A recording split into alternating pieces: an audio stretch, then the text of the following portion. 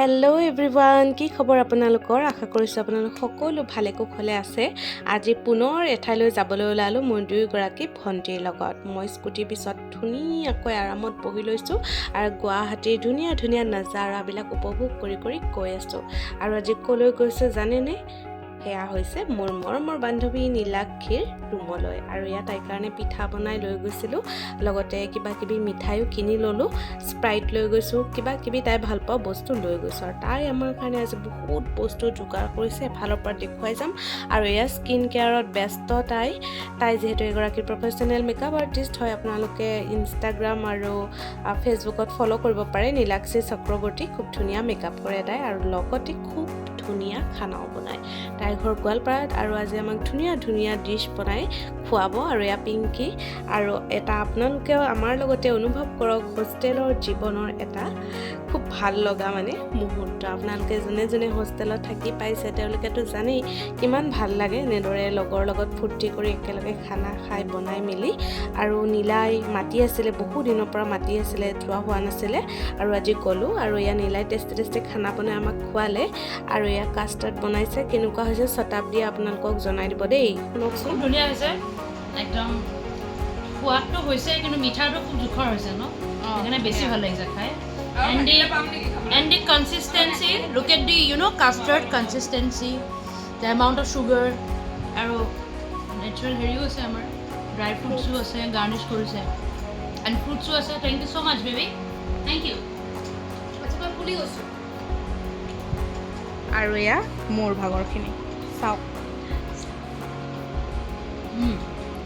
আৰু খানাটো দেখিলেই। আৰু এতিয়া চাওক আপোনালোকে ছোৱালীসকলৰ আটাইতকৈ পচন্দৰ ইয়েৰিং, আৰু নীলাৰ ওচৰত ইয়েৰিঙৰ ভৰপূৰ কালেকশ্যন আছে। আৰু মই আজি আপোনালোকক নীলাৰ ওচৰতনো কিমান কি কালেকশ্যন আছে অকণমান তাৰে একদম এটা ভাগহে দেখুৱাম। আচলতে নীলাৰ ওচৰত বহুত বেছিয়ে কালেকশ্যন আছে, আৰু তাই আধা ঘৰটো থৈ আহিছে। আৰু ইয়াৰ ৰুমত থকা কিছুমান আমি চালোঁ, আৰু এনেই একেলগে চবেই মিলি এইবিলাক চাই ভাল লাগে, হয়নে নাই?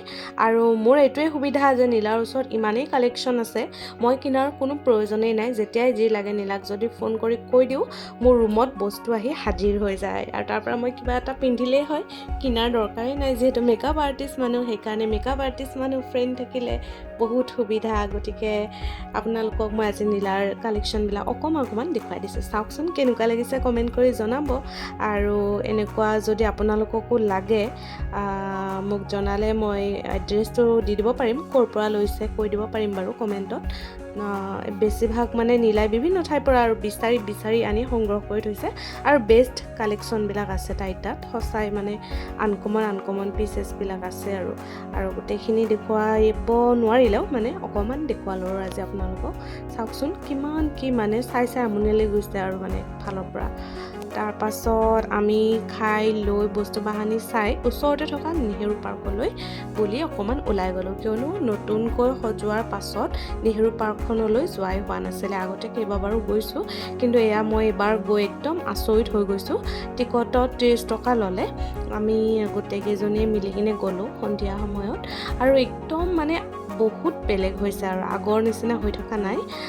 নেহেৰু পাৰ্কখন লাইটিং চব বেলেগ, আৰু পূৰা খোলা এটা ভাৱ আহিছে। আৰু আগতে গছ গছনিবিলাক হয়তো বহু কেইজোপামান গছ কাটিলেও দেই ইয়াৰে একদম মোৰ আচহুৱা লাগিছে আজি সোমাই।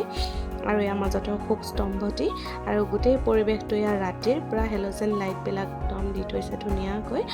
কিছুদিনমান আগতে মই অমৃত উদ্যানত এটা ব্লগ বনাইছিলোঁ, আপোনালোকে চোৱা নাই যদি চাব পাৰেগৈ।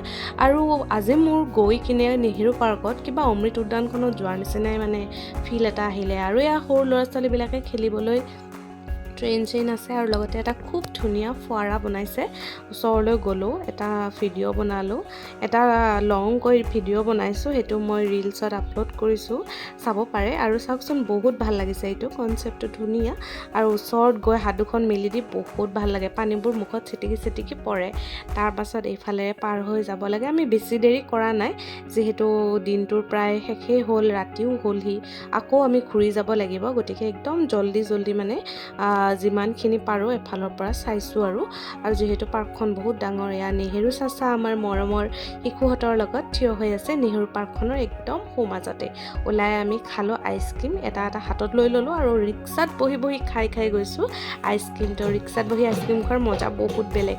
তাৰপাছত দীঘলী পুখুৰী পাৰতে হৈ আছিলে ৰঙালীৰ ৰঙৰ মেলা, আৰু তাতে নাচি আছে কণ কণ শিশুবিলাকে, কিবা প্ৰতিযোগিতা পাতি আছে, আৰু তাতে বহুত অসমীয়া গহনা সাজ পোছাক আহিছে। এই মেলাখন থাকিব কিছুদিন, বিহুৰ কেইদিন থাকিব, আপোনালোক গ'লে যাব পাৰে। মুগাৰ কাপোৰৰ বহুত ধুনীয়া কালেকশ্যন আছে আৰু দামবিলাক বহুত বেছি বাৰু, আৰু জানেই দিয়কচোন মুগাৰ কাপোৰৰ বহুত দাম। আৰু আমি চালোঁ আৰু আজি ভাল লাগিছে বস্তুবিলাক, কাপোৰবিলাক বহুত ধুনীয়া ইউনিক হয় আৰু পূৰা হাতে বোৱা, তেওঁলোকে ধুনীয়া ধুনীয়া বস্তুবিলাকে মানে ৰাখিছে আৰু এইবিলাক গহনা পাতি চাই আমাৰ গুটিৰ হাঁহিটো চাওকচোন বাৰু। মই কৈছোঁ তোক যি লাগে ল, বেলেগক নিদিওঁ, মানে গুটিক লাগিলে দিম, কাৰণ জানোৱেই গুটিক নালাগে। তাৰপাছত আমি গ'লোঁ চাহ খাবলৈ দীঘলী পুখুৰী পাৰত, লগতে চাহ খালোঁ, গুটি আৰু মই চাহ খালোঁ, আৰু ইহঁত দুজনীয়ে জুচ খালে, ইহঁতে চাহ নাখায় মানে একদম গৰম মানুহ আৰু। তাৰপাছত আমি বাক লগ পালোঁ, মনিষা বাক লগ পালোঁ, গতিকে আপোনালোককো দেখুৱাই দিলোঁ। এয়া নীলাই ম'ম' খালে। ফুৰণ শেষ হোৱাৰ পাছত পুনৰ ৰিক্সাৰে আমি নীলা আৰু মই আহিলোঁ কিছু দূৰ, তাইক শিলপুখুৰীত নমাই দি আমি কেইটা আকৌ পুনৰ স্কুটিৰে ঘৰলৈ উভতি আহিলোঁ। ধন্যবাদ।